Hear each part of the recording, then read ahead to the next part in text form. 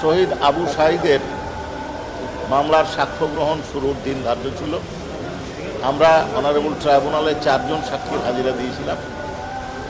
এখন পর্যন্ত একজন সাক্ষীর জবানবন্দি এবং আংশিক জেরা সম্পন্ন হয়েছে।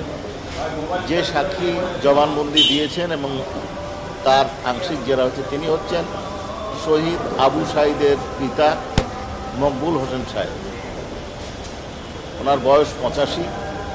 উনি ঘটনার সময় মাঠে কাজ করছিলেন, বাসায় এসেছেন, বাসায় এসে ঘটনা শুনেছেন। তার 2 ছেলে এবং জামাইকে লাশ আনতে পাঠিয়েছিলেন। লাশ 3টার পরে নিয়ে আসা হয়েছে।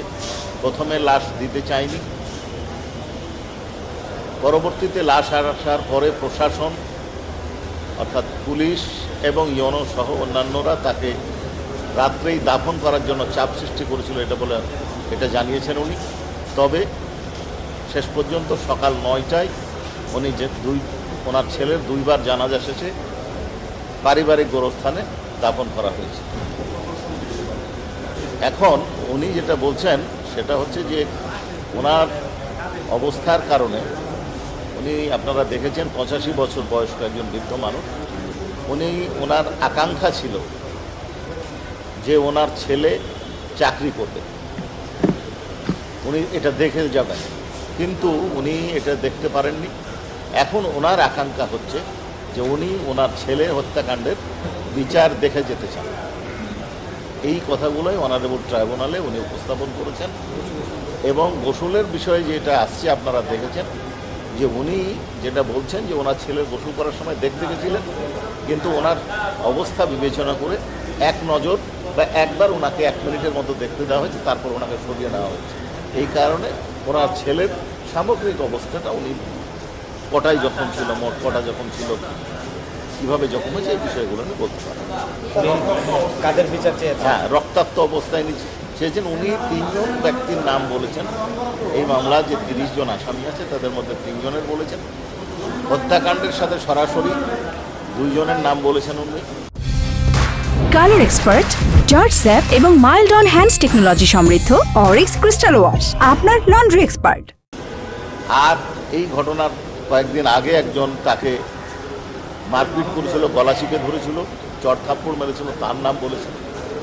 এখন এই বিষয়ে ডিফেন্সের পক্ষ থেকে তাকে জানতে চাওয়া হয়েছিল এর 2 জনের নাম আপনি জানলেন কি করে? এটা আমরা টিভিতে দেখি, এই হচ্ছে টিভিতে দেখি। এবং নাম হচ্ছে জি কার কার বিচার দাবি করলেন? উনি বলেছেন এই ঘটনার যারা গুলি করেছে 2 জনের নাম বলেছেন, সুজন চন্দ্র এবং আমির হোসেন।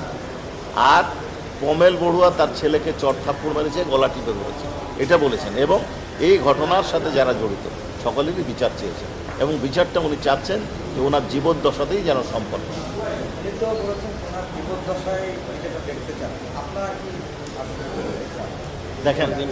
দেখেন আমি কয়দিন বাঁচবো এটা আমি নিশ্চিত করে বলতে পারি না। আমরা আমাদের সাধ্যমতো আমরা অত্যন্ত আমাদের তদন্তকারী কর্মকর্তা দক্ষতার সাথে মামলা তদন্ত করে রিপোর্ট দাখিল করেছেন। আমাদের প্রসিকিউশন টিম ফর্মাল চার্জ দাখিল করেছেন এবং উইদাউট ডিলে, আনডিউ ডিলে আমরা সাক্ষ্য গ্রহণ শুরু করেছি। তবে একটু বিষয় আপনাদেরকে বিবেচনা করতে হবে যে মামলাগুলো চলছে, একটার কারণে আরেকটা অনেক সময় অ্যাডজর্নমেন্ট হয়, এসব পারিপার্শ্বিক অবস্থা বিবেচনা করতেই হয়। তবে আমরা দৃঢ়তার সাথে বিশ্বাস করি রিজনেবল টাইমের মধ্যে, আনডিউ ডিলে হবে না, রিজনেবল টাইমের মধ্যেই মামলা নিষ্পত্তি হবে। এই চাওয়াটাকে কীভাবে মূল্যায়ন করেন আপনারা? ওনার ছেলে শহীদ হয়েছেন, উনি হচ্ছেন পৃথিবীর সবচেয়ে ক্ষতিগ্রস্ত ব্যক্তি আবু সাঈদের বিষয়ে অন্তত। তো ওনার চাওয়াটা মূল্যায়ন করা ছাড়া অবমূল্যায়নের কোনো সুযোগ আমাদের কাছে না।